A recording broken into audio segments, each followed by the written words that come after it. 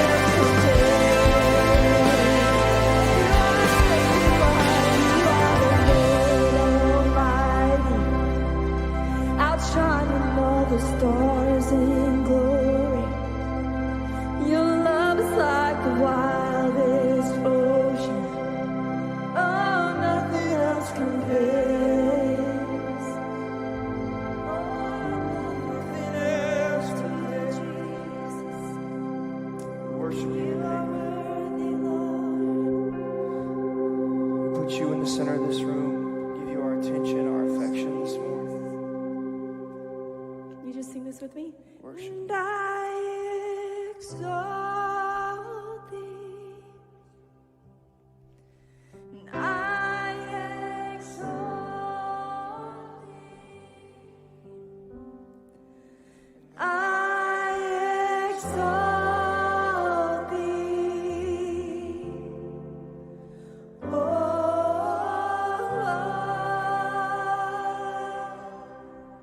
Oh, I exalt thee. Lord, we lift you up. I exalt thee. Yes, Jesus. I exalt thee. Oh,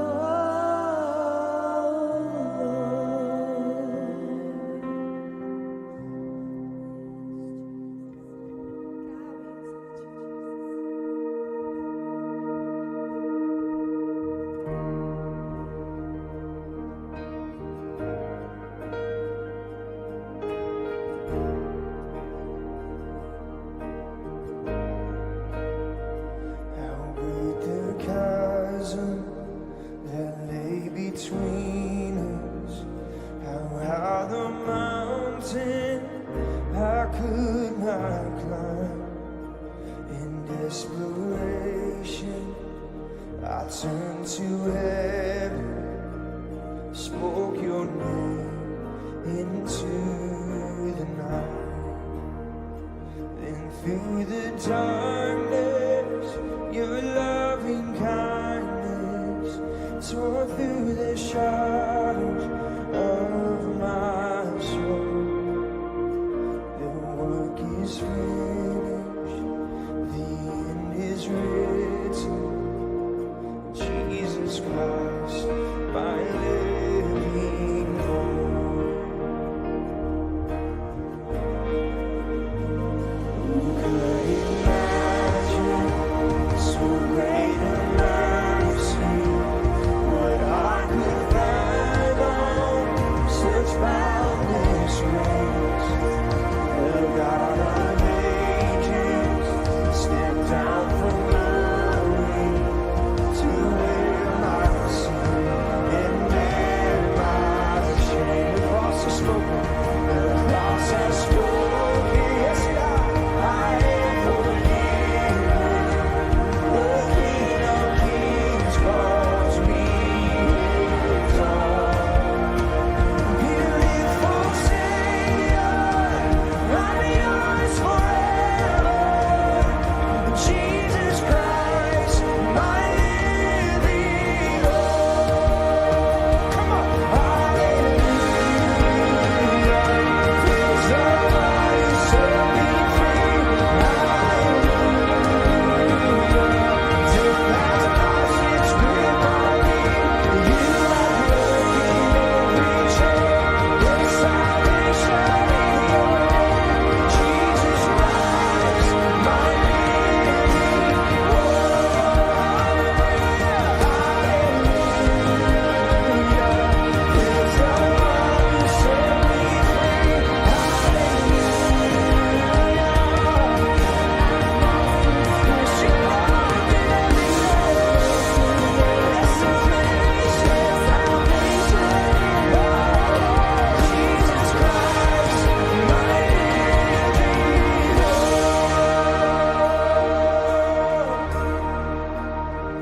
Then came the morning that sealed the promise.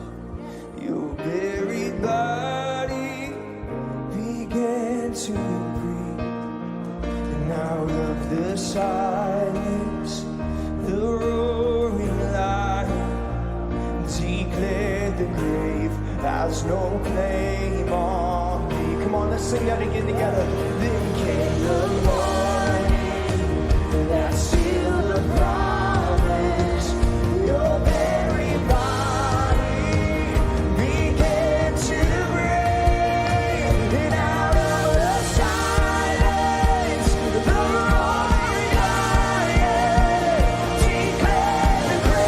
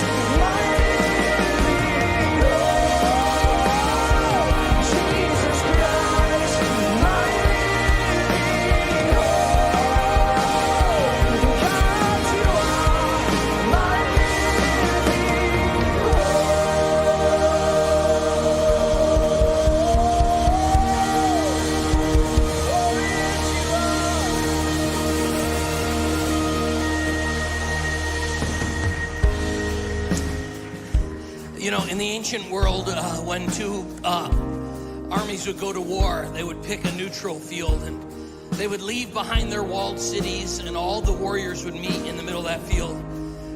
And back in their towns would be the uncertainty of, are we going to win or lose?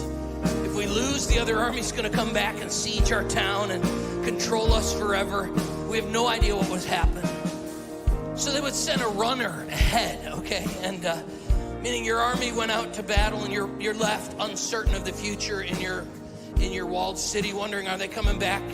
Are we going to be the servants of these nations?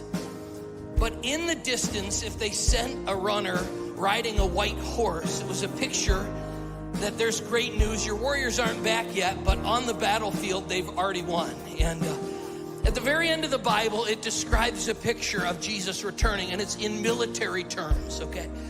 It's a picture of him sitting on a white horse, and he's splitting the skies, moving through the clouds. And the picture is of God's people who are still in the middle of the battle, and they don't know what's happening, but they see one thing. Their side has conquered on the battlefield.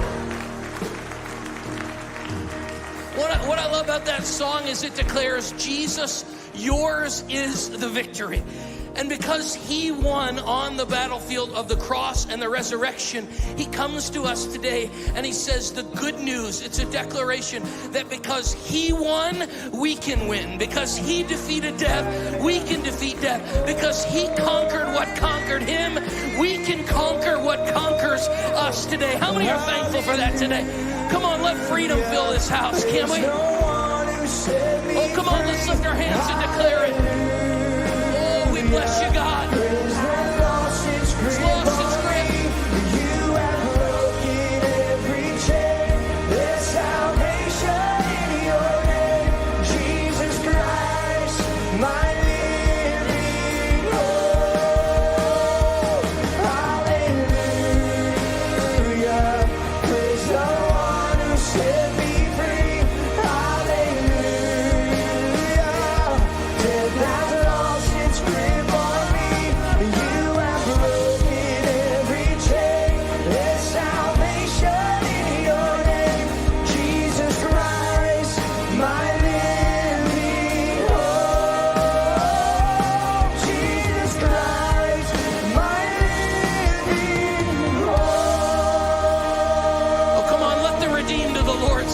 Today, come on. No one like you, God. Nothing like you, God. Man, isn't it good to be in a room full of victory and a world full of defeat, isn't it? Yeah. We're so honored to have you with us. If you're new to the chapel and maybe you're used to a church that's a little different than ours, the reason we clap and raise our hands is that you should have known us before we met Jesus. We were broken and messed up, and he set us free, and we're honored that you're here today. Guests, family members, friends, I know I got to meet a few people. What an honor that you take part of your day to be with us. We know you could be anywhere today, and we're just so honored that you're here today. Our service lasts about 70 minutes. We start with a few songs of worship. We're going to have a message straight out of the Bible, and then we'll close with a half song. And I want you to know every chair has been prayed over all week, that the people, that those of us in this room, that we'd be able to just hit pause on the busyness of our life and make space for God to connect with us and our hearts. So on behalf of our whole team here at the chapel, we're so honored that you're here today. And how many know that it feels like God's here with us today too, doesn't it? And so I got a good feeling about today. He's going to meet with us and connect with us, and he's going to meet every need. And before we go into a time of announcements, it's amazing not only to connect with God, but some of the best people in this whole city are in this room. So I want you to find 3 people and just tell them, I'm glad you're here today. Come on, you can fist bump somebody, high five somebody. Come on, let's welcome one another today.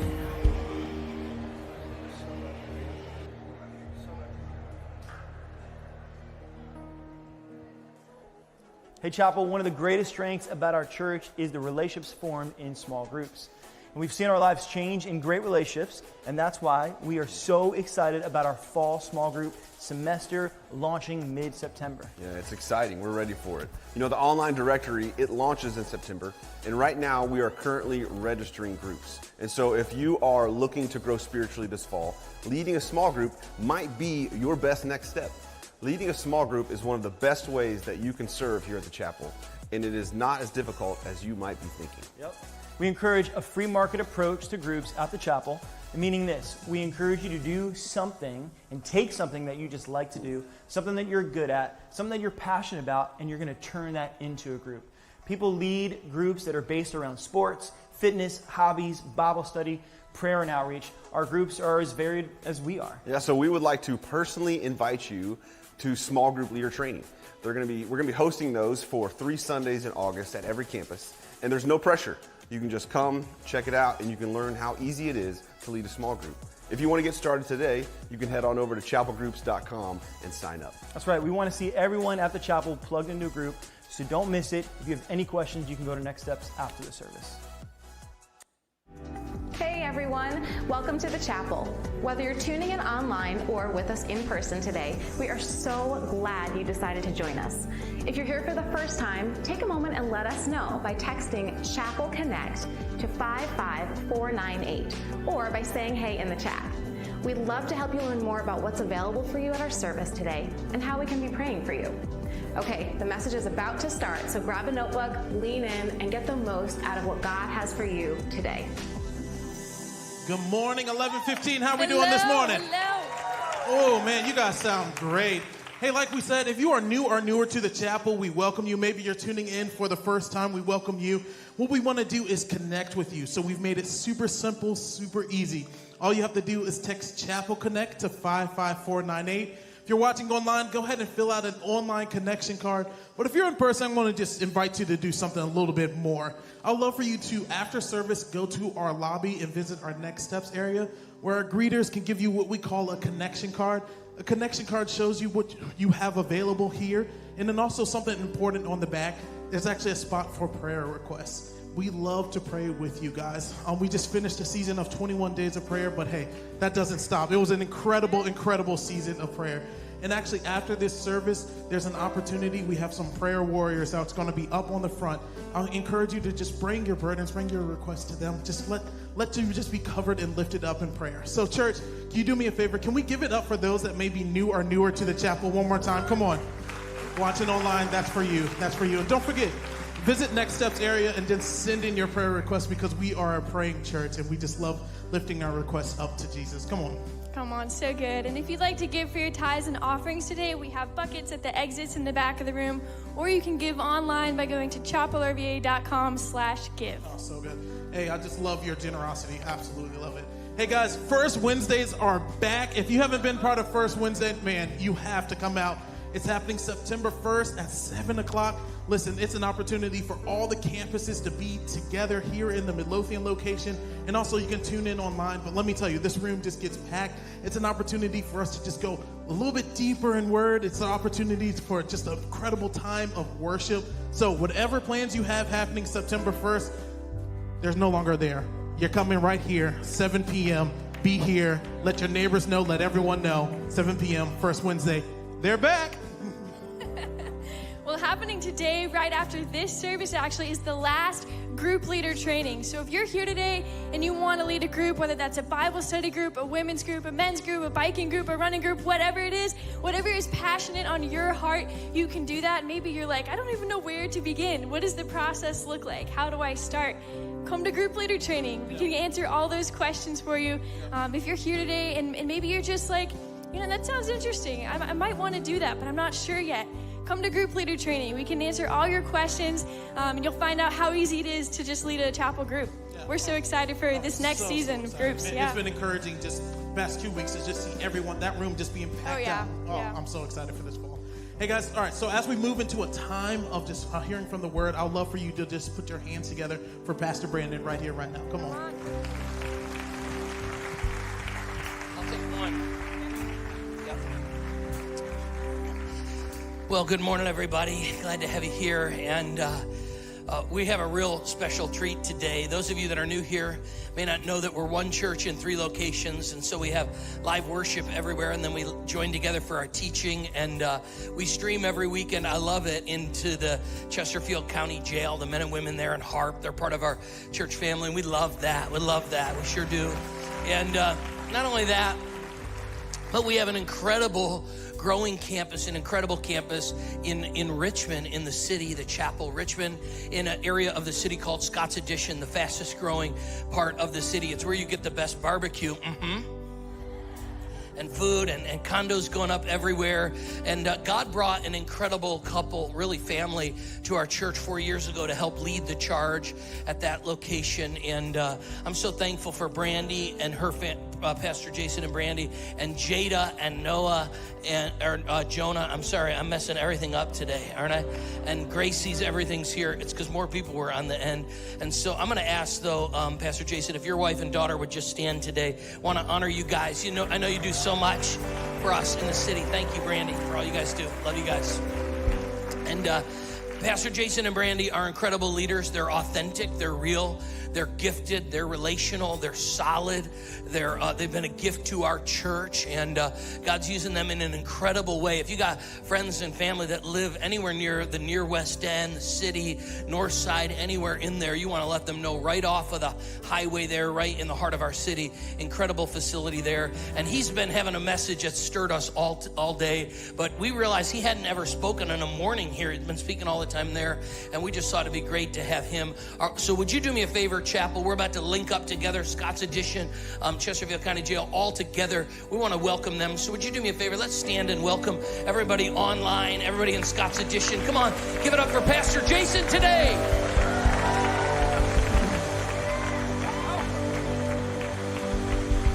All right. What's up, everybody? Go on and have a seat. How you guys doing today? Man, it is great to get to hang out with you all. It's been a fantastic day. I just want to give honor, first of all, to Pastor Brandon and Katie. You guys, we are super blessed to have them as our leaders. I can't say that enough, stress that enough. I'm lucky enough I've been a pastor for quite a few years now, but to get to serve along somebody like Pastor Brandon and Katie is absolutely amazing. So love you guys. Thank you. Excited to be here. Scott's Addition, I love you. Online, great to have you all. You guys ready for today? All right, so, I don't know if you guys get online much, which I'm sure you do, but if you don't, get online and look up, like, what words have been recently added to the dictionary. Anybody ever do that? Maybe? Okay, we don't want to admit it. All right, great, we're an honest bunch. About the time I officially learn a word, my daughter, she's 16, she tells me it's too late to use it, so that's about the time I start to use it. So I looked up some words, and I thought we could kind of learn a few words together. One of those words, which I realized this is me, is a sharent. You guys ever heard the word sharent? No, okay. A sharent is a parent who frequently uses social media to share photos or other details about their child. You all laugh because you now know you're a sharent. I use my Instagram to highlight the greatness of my 3-year-old and make fun of my teenagers. So, I am a sharent for sure. Here's another one. This is for the men out there. I didn't know that this officially became a term, but it is. Man hug. A man hug. How about that? Do you guys know what a man hug is? It says it's an embrace between two men. So it's the handshake. You lean around. How many pats? If you're for 2, raise your hand. If you're a 3, all right. I'm going to get a hug from you guys, those 3-patters. You guys are really close. I thought it was 2, but I've learned today some people think it's 3, so that's okay. Here's one for the ladies. My wife, I actually heard her use this word, so I know she can feel like she claimed this word, but I'm sure some of you women can say this as well. But the word is farmhousey. Farmhousey. The ladies just go, I know what he's talking about. Exactly. Right? A farmhousey is a space or thing resembling or reminiscent of a farmhouse or life in a farmhouse. These 3 words are associated with it, and these 3 words I have heard quite often from my loving wife. Cozy, charming, or rustic. Right? You guys, now you're understanding what farmhousey is. Here's a term that we've heard a lot recently. I probably don't even need to describe it, and that is social distancing. Everybody like, where are we going with this? Social distancing. Pastor Brandon said it so well that it should have been called physical distancing, not social distancing, and I totally agree. And so no matter if you're introverted or extroverted, we need to be social. We need people. We need relationships. We need people to be in our life, especially in the middle of a crisis. We need relationships more than ever before. We need relationships when things get tough, right? Because the thing about relationships is they keep you safe, they keep you connected, they keep you well, they keep you focused, they keep you encouraged. They are absolutely important. If there were problems before we started socially distancing, what happened is they became magnified.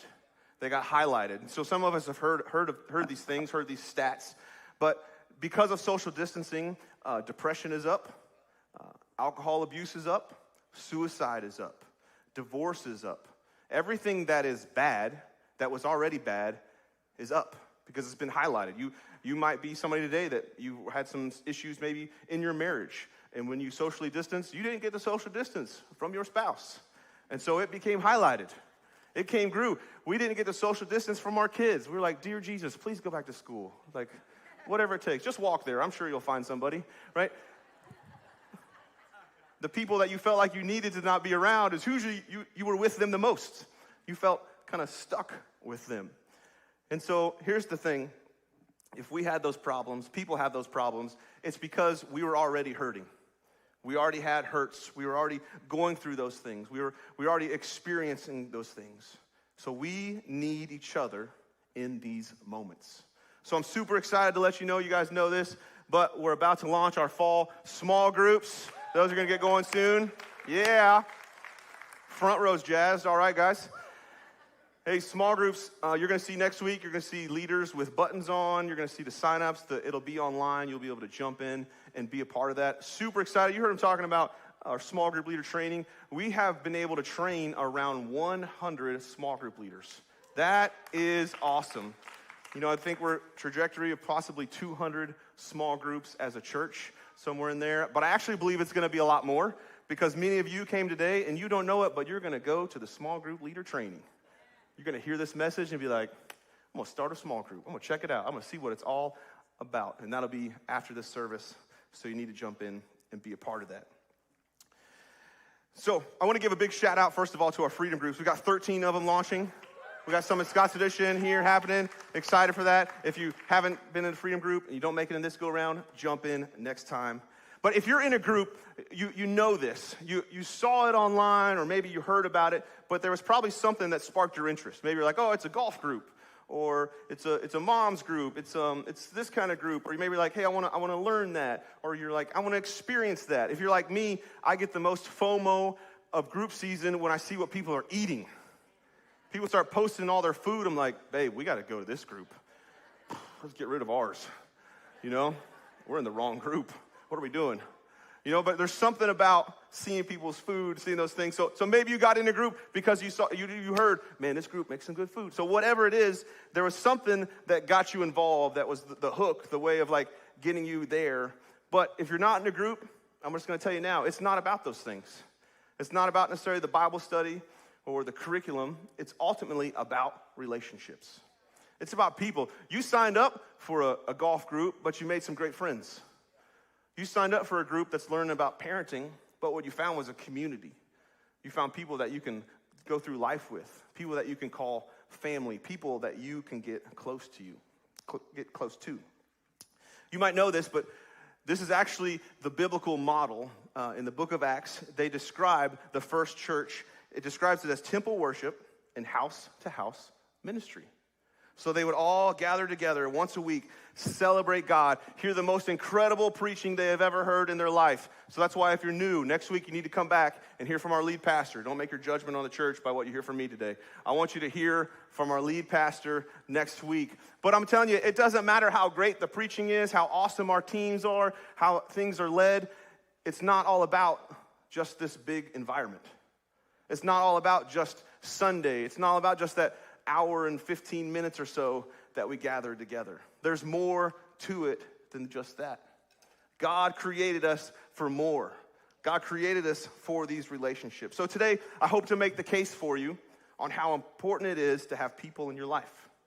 To make the case for you on how important it is for you to be in a group, to be in community with people. So maybe you're here today and you're already like, oh man, I ain't doing this. Man, I would encourage you, just lean in. Let your guard down. Listen. We're going to kind of go through the Bible, see what the Bible has to say.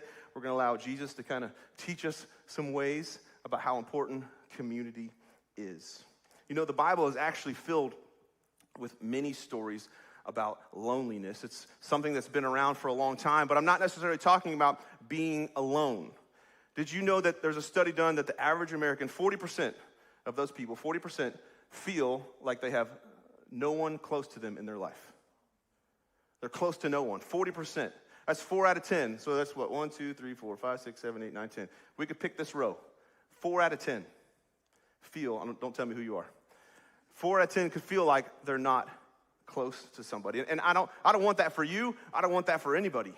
Because there's nothing worse than being in a group of people and feeling all alone. So I'm sure there's people here today. You're in this big room. You're in this environment. Maybe you're watching online. You're in Scotch Edition and you're surrounded by people and you feel all alone. You know, we've got the Bible, and many people think that the Bible is really just a way for us to tell us how not to sin or what to do with our sin. And while that's true, that wasn't the very first problem in the Bible. The very first problem in the Bible wasn't sin. It was actually solitude. It was actually solitude. So the devil doesn't even show up until Genesis chapter 3. But in Genesis chapter 2, God made creation. He made the earth. He started making the land and the sea. He started making the mountains. He started making the ocean. We got any mountain people? All right, how about we got ocean people? The beach? Yeah, I grew up in the mountains, so I am all about the beach now. Let's launch a campus there in Jesus' name. So he's making all that kind of creation. All those things are happening. And then God's like, uh-oh. Man, it is not good for man to be alone. And that's my wife says, amen, because he'd never find anything in the fridge, right? It's like right in front of you, Jason. Just open your eyes. He said it was not good for man to be alone. It was about the solitude. Ecclesiastes says, there was a man all alone. This is Solomon talking. He had neither son nor brother. There was no end to his toil, yet his eyes were not content with his wealth. If you don't know about Solomon, Solomon had everything. He was the wealthiest dude. He had the most wisdom. His camels had like gold-plated spinners and rims. Like you name it, Solomon had it. It didn't matter.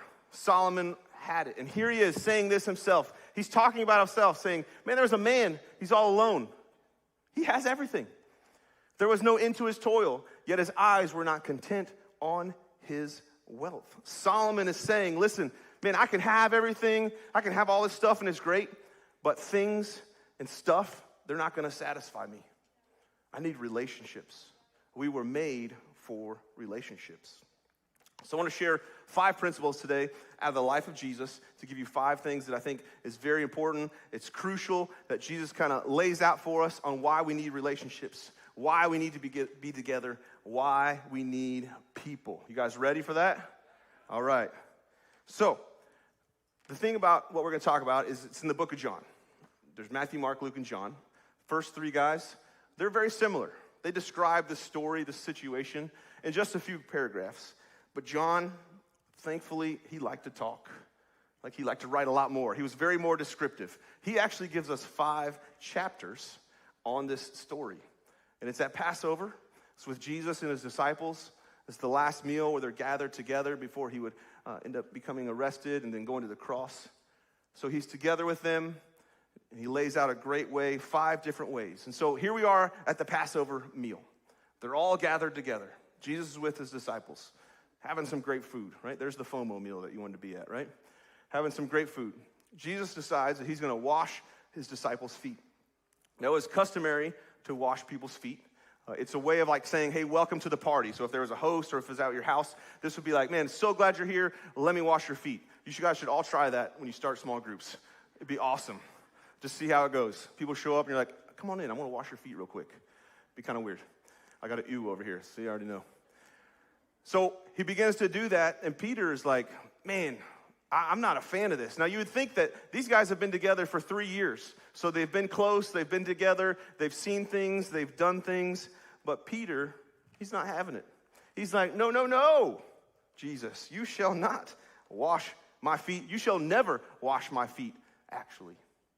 He's like, Jesus, I've seen you do some really great things. It's been so awesome to experience life with you. Man, the fish and the loaves, still some of the best fish I've ever had in my life, Jesus. Just what we've seen, what we've done, 3 years has been awesome, but I don't want you to wash my feet because the thing about my feet is they're kind of dirty, and man, there's some cracks, and my Crocs are getting a little old, so my feet are starting to smell. And so, Jesus, I really just don't want you to be a part of that area of my life.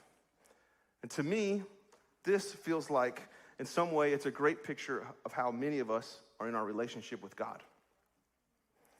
We want certain things, certain parts. We say things like, man, I love church.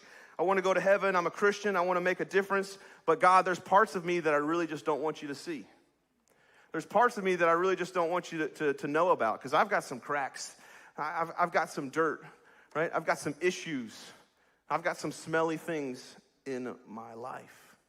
But Jesus responds to him and says this.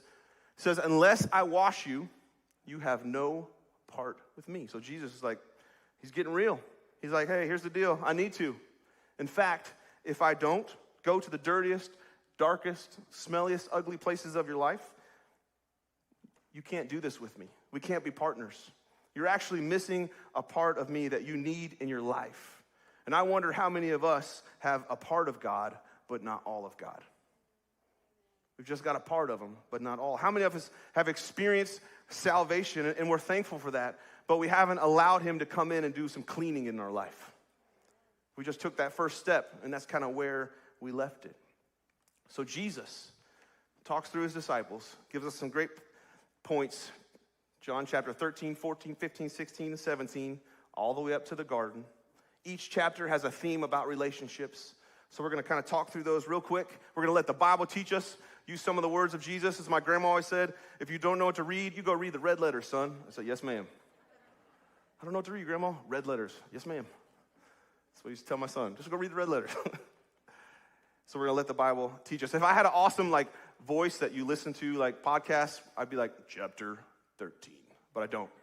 So I'm just going to pretend. We're going to start in chapter 13. Here's the first thing we learn is that we need people. I need people. Write this down. I need people who will care for me. I need people who will care for me. When I say care, it's a ministry term. It's a word that is used saying that on the day when it's super bad, when you've got the worst news, when you can't even take care of yourself, you need someone in your life that can take care of you. When you're at your lowest point, the hardest season, whatever it is, you need someone, I need someone who will care for us. When he had finished washing their feet, he put on his clothes and returned to his place. Do you understand what I have done for you? He asked them. You called me teacher and Lord, and rightly so, for that is what I am. Now that I, your Lord and teacher, have washed your feet, you also should wash one another's feet. I have set you an example that you should do as I have done for you. Pretty simple. He gets down, he washes their feet. He's like, fellas, did you see what I did? I went to the dirtiest, darkest, smelliest place. I took care of you. Now, this is what I want you to do. I want you to do as I do. I want you to go and take care of people the way that I cared for you. If we're going to be a New Testament church, a church that survives things like pandemics and political unrest and the uncertainty of the world, you and I need to be caregivers and care receivers.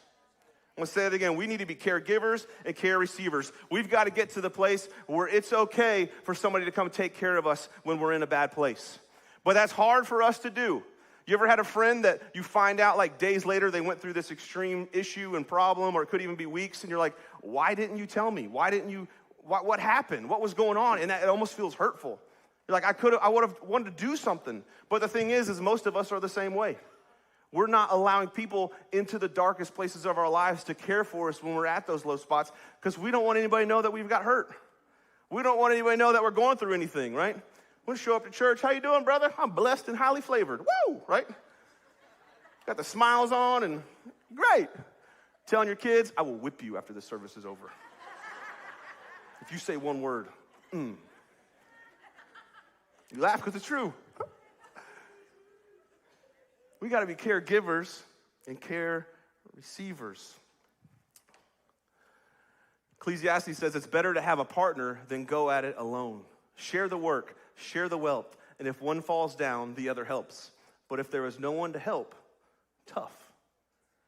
It's hard to have help if you're all alone. It's hard to have help if you're doing it all by yourself. There's gonna be tough days. There's gonna be times that you fall down and you can't handle it and you will need help. Rejoice with those who rejoice. Mourn with those who mourn. It is so easy to do the first part. Come on, somebody. Everybody's like, I'm gonna have a party. I'm celebrate this. You're like, I'm in all day. Woo! If somebody's like, hey, let's get together. I want you to mourn with me. People are like, man, I'm out. But this is where those close relationships have been formed already. You have people that you're close to that can come alongside and mourn as you mourn, that can hurt as you hurt. Corinthians says this, it says, if one part suffers, every part suffers with it. If one suffers, if one's going through it, we all go through it. We ask, hey, where can we help? Where can we jump in? You know, that's really how our church is built, and it's through small groups. We're able to care for so many people through small groups. If you're not in a small group, we still care, we still love you, we're still gonna work through things and partner with you. But there's something special about being in a small group. Because when you go through it, man, your small group leader's there. The people that you're close to, they're there. They come alongside you. There's nothing greater as a pastor as when we have a conversation with maybe a small group leader, says, hey, I just wanna let you know so-and-so, man, they had this happen to them, but don't worry, we've got a meal train planned, we've got their kids taken care of, this is happening, this is happening, this is happening. That's how people get cared for. And if you're in a group, if you're with a community of people, you totally understand what I'm talking about right now. I guarantee you there's been somebody in your group that's had something happen, that they went through something. And what did you guys do? You came alongside them. You surrounded them. You worked through things with them. That's why we need people. We need relationships. If we are going to take care of all of us, then all of us have to take care of all of us. We got to all be in. That was chapter 13. Cool voice. Chapter 14. Jesus teaches us, I need people who will encourage me. Not just care for me when I'm getting bad news, but sometimes I just need some encouragement. You guys know what I'm talking about? Listen, we talk about choosing joy, and that's right on, but sometimes we need a friend to help us choose joy. We need somebody like, hey, you got this. Attaboy. You can do it.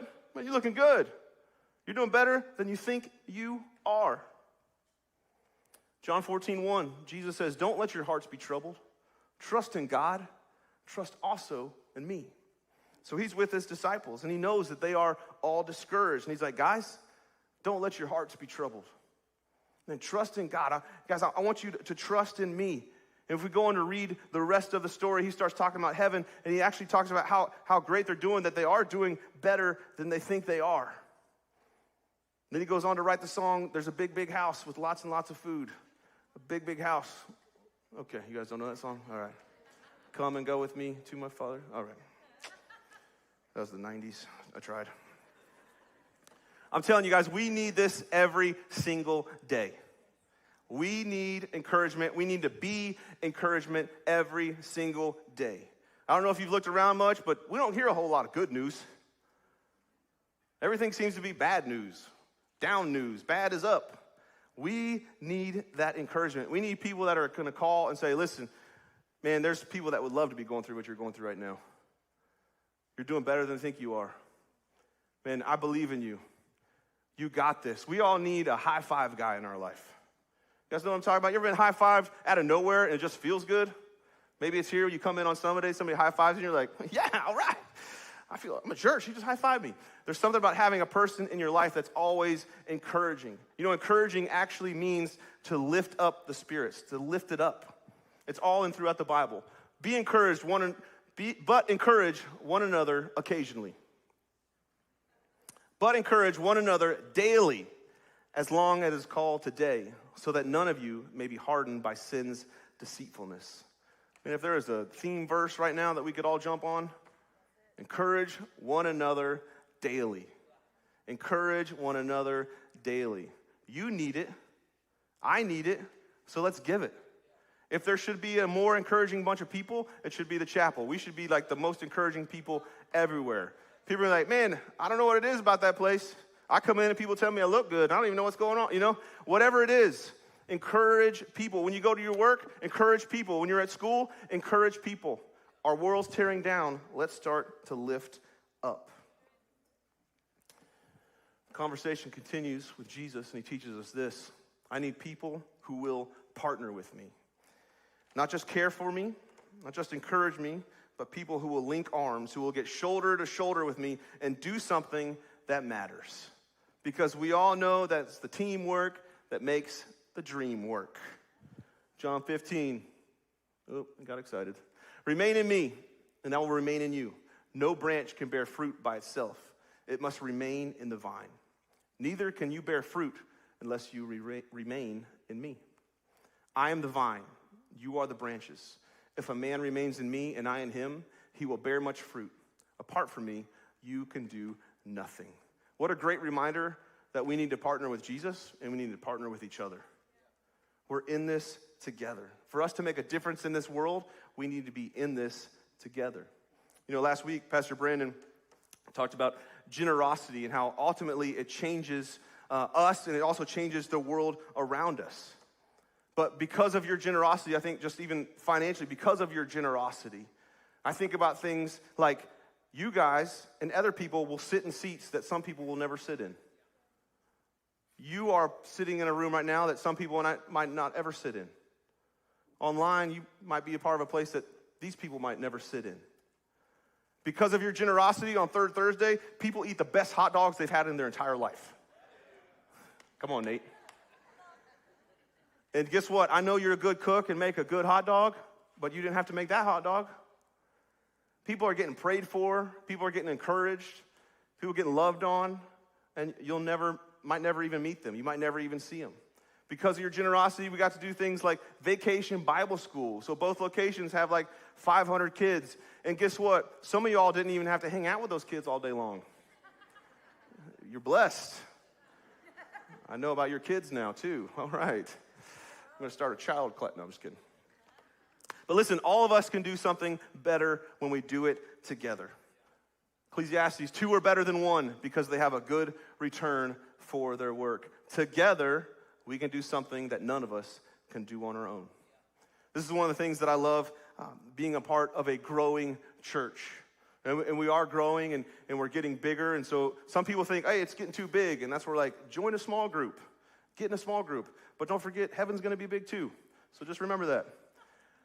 But we're growing. And there's something that I really love about that is that when all of us do a little, we can do a lot. When all of us get together and do just a little, we can do a lot. We can touch lives. We can change a city. Together changes everything. Jesus teaches us this next. I need people who will protect me. Not just care, not just encourage, not just partner with me. I need someone who will protect me where I am vulnerable. I don't know how good your eyesight is, how well you can or can't see, but really all of us can only see so much. So I don't know what's happening behind me right now. There could be all sorts of things. I don't think there is. I hope not. But all I can see is forward right now. But that's what I'm looking at. I need people that can see behind me. I need people that can protect me, that can see my vulnerable spots, that can see my blind spots. And John, he says this, it says, all this I have told you so that you will not go astray. Now, the Greek word for astray is actually scandaliazo. Everybody say that together. Scandaliazo. Let's try that one more time. All right, that was decent. I'll give you that. 4 out of 10. No. But that word, actually, if you think about it, you probably understood it. It means scandal. This was before Olivia Pope was on the scene. Jesus saying, listen, guys, I don't want there to be an issue in your life. I don't want there to be a scandal.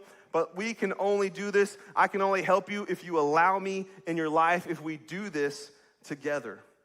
Ecclesiastes says a person standing alone can be attacked and defeated, but 2 can stand back to back and conquer. 3 are even better, for a triple braided cord is not easily broken. There's something about the back to back. If I'm linked arms or if I'm back to back, whoever's behind me, they can see what I can't see. You add a third person, we get all different views. But we have this to where we're all in this together, where people are keeping an eye out for me. Americans think we started it, but this is the first neighborhood watch right here. Jesus invented it. Hey, you're going to be gone. I'll keep an eye on your stuff. Hey, I'll keep an eye on you. Hey, I want to let you know I see this happening. Some of us think about how our neighbors are like, hey, your grass is getting a little tall. Some of us need some people in our life spiritually that can say, hey, man, I think your grass is getting a little tall. We need like a spiritual HOA. I just made that up right now. That was so good. Oh, man. Feeling strong about that one.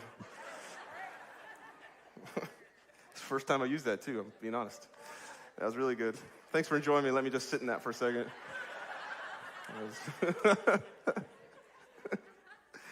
But we need somebody in our life that is close to us, that sees those things, that talks through those things, people that can look at you and have the spiritual HOA and say, this is what I see or I don't see. You know, John Wesley, he was the founder of the Methodist Church, and his method was small groups. It was getting people in groups of people that could be close because he knew he could pastor them better and connect with them better because he knew when they were close together, they were able to have conversations. They're able to talk through some things. When you get closer with people, you become more open, don't we? We start to share a little bit more because you're building that relationship. You're building those things. And so he came up with some questions where he said, hey, when you get together, I want you to ask these questions in your group. And he knew that they were going to be close to people. But I want to go through a couple of those questions just for you to see them. But it's great for us to even think about, man, am I in a group? Am I close enough to people that somebody could ask me these questions? Do I have somebody in my life that can actually look at me and say, hey, what's going on, man? And be real, not be fake. Here's one of the questions. Have you been in a compromising situation this week? Whoop, got excited. Have any of your financial dealings lacked integrity? Have you been, whoop, got excited, dude. I'm not as skilled as Pastor Brandon on the TV here. Have you viewed any sexually explicit material? Have you spent quality time in Bible study and prayer? Have you given priority time to your family? Have you fulfilled the mandates of your calling? Last one, my favorite. Have you just lied to me? Like, I'll just wait till the last question, okay? Look, they knew when you got people together and you got people close, this is what we need, is we need somebody that can look us in the eyes and say, bro, I know you're going through some stuff. Like, what is it? Or, hey, I know you're not being real with me. I know you're not being honest with me. Man, what is it going on? Let's be open. Let's be vulnerable. But here's the deal. Don't tell everybody. If you're going through stuff, you don't need to tell everybody. I recommend you not telling everybody. Don't be a Sharent with your problems. But you need to tell somebody, because if you're the only one that knows your secrets, you are in trouble. If you are the only one that knows your secrets, you are in trouble. And we all need someone in our life that has our back, that can ask those tough questions. Last chapter, chapter 17. Jesus teaches us this: I need people who will pray for me. So Jesus asked his disciples to go with him to the garden and watch over him. And they actually fell asleep. So he didn't pick the great option for sure, because they were asleep on him. But what we see here in 17 is actually Jesus' whole prayer. And it's very interesting to me to think through it, because, you know, Jesus was fully God and he's fully man. And I think about the pressure that was on his life, knowing what he's about to get into, knowing what is about to happen. And so we get to read his prayer. This is part of it, but it says, after Jesus said this, he looked toward heaven and prayed. He goes on to say, I pray for them. I'm not praying for the world, but for those you have given me. He's praying for his disciples. I'm like, man, I'm not Jesus, thank goodness. But if I was there praying, knowing what was about to happen, the last thing I'm praying for is my disciples that are sleeping around the corner. But Jesus knew, if I just lean into these disciples, if I pray for them, they will take care of the world. Listen, I care about the world. Our team cares about the world. But what we care about most is you. It's you. Online. Scott's Edition. We care about you. And church, if we're healthy, we are going to make a difference. We are going to change the world, but we can only do so much and go so far if we're not okay. But let me say this. It's okay to not be okay. We just don't want to stay that way. But that is the importance of community, the importance of people, of a small group. You think you have the craziest issues and problems ever, you're going to get into a small group and realize you're not that crazy. You're going to realize, man, there's people going through some stuff worse than me. You're going to get in a group and realize, man, they're ahead of me. I need to learn from them. They've got wisdom. They've got counsel. You're going to be ahead of some other people and say, hey, well, I've gone through this. Can I share a little bit what's happened in my life? We need people. That's why, man, I'll encourage you. I'll beg you. I'll plead with you. Start a group. Jump in a group, because community changes everything. We can sneak in and sneak out, but there's more to it. You're missing out on so much. So if you're a sneaker in or outer, man, today's the day you're going to wait till the end and say hey to somebody. Today's the day where you can go to small group leader training and start a group for sneaker in and outers. Support group. We need community. We need each other. We need people. We cannot do this alone. Prayer is essential in this ongoing warfare. Pray hard and long. Pray for your brothers and sisters. Essential is a word we've heard a lot lately. But what is essential is prayer. And that's the thing about having that community, having that group, is you can take what's going on in your life and you can begin to share some of those prayer requests. You've now got a group of people that are covering you in prayer. Just like you heard earlier, people have been praying over these seats. They've been praying over you whether you want it or not. You've already been prayed for today. But when you're in that group of people, you're in that community, you now have a group of people covering you in prayer, where you're sending that text saying, hey, this is going on today. Right now, if you don't have that community, who do you send it to? Who are you able to contact and say, man, this is my need right now. This is what I'm going through. That's why we need to do this together. We need to be in this together. When I look back over the years at some of the hardest times in my life, I realized that it was always surrounded by people. Many years ago, I was going through just some real things, and there was a guy that was in our small group, also a close friend of mine, that when I got home, he had mowed my yard and he cleaned my gutters. I sat in my driveway and just cried. Man, I needed it. I was going through so much, trying to deal with things, think through things. He just mowed my yard. I hate mowing my yard. And he mowed it, cleaned my gutters. A few years ago, my dad passed away. People were like, hey, can I get you a plane ticket? Can I do this? Is this happening? Man, we had a small group that we were in Bible college with show up, just love on our family, and head back out. Man, there's something about having people in your life, because when you're going through it, who's going to go through it with you? And we're talking about not being okay. Here's the deal. When you get in a group, you're hurt right now, but you begin to heal with other people.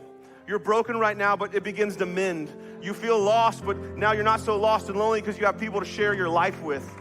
We have to be in community. So maybe you're here and you're a dad. In your job world, you're just crushing it. You're the man. But when it comes to your home life, you feel like it's all falling apart. You feel like people don't even know what in the world you do. Your family has no idea. And so you're lonely. You need people in your life. You need men that you can connect with. Maybe you're a mom. And man, everybody comes to you with all the problems. You're solving everybody's problems and doing all the answers and doing all the stuff with kids. And all the stuff is going on. But inside, you're just empty. Because you're like, I'm just giving and giving and giving. You need to be in community with other women, with other parents to have those things. Maybe you're going out every night, all dressed up, looking good. And the group of friends that you're hanging out with have no idea what's going on inside. Because the outside looks great. You got it all together, but inside you're falling apart. Now think about Moses. Moses, in my opinion, was the rock star. We didn't have rock stars back then, but Moses was a rock star. I mean, he parted the Red Sea. Come on. His staff hit a rock, water came out. Even somebody like Moses, who led people out of captivity. Exodus, they were in a battle. Israel was in a battle. And it said that he held his arms up high. And as long as his arms stayed up, they were winning. But as they came down, they started to lose. Well, a couple guys noticed that. Like, we got to keep this guy's arms up. So it says they rolled a boulder over to him. They sat him down. His arms still started getting tired. Aaron on one side, her on the other. Aaron, push that arm up, hold it up high. And these are two guys that probably thought, you know what, Moses doesn't need us. This dude is a rock star. I need his autograph right now. But his arm starts getting weak. Hers on the other side, holding his arm up. And I think that if somebody like Moses can need two guys to hold his arms up, what's to say that you and I don't need somebody to hold our arms up? To have two people come alongside of us and take care of us, to work through things with us, to love on us. So if I could say anything through all this, do life with people. Be in a group. Don't let it just be about today. If you're doing it that way, you're doing it alone. We are not meant to do life alone. We are better together.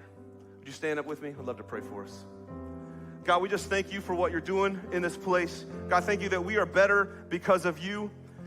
Father, I pray that those that are even thinking about things about groups and group leader training, God, I pray that they would just take that step today. They'd fill up that room as a group leader. Next week, we would just fill up so many groups, people needing to be in community, God, that no one would do life alone. Father, ultimately, we need a relationship with you. We need a relationship with you. And if that's you, you're here today and we're talking about relationships, but you know that really you don't even have one with Jesus. Really the first step is to say, one, Jesus, I need you. And then you're asking Jesus to change you, to come into your life, to make you new. And so God, we just thank you that you make us new, that you make us whole, that we are better because of you. We are better together. In Jesus' name I pray.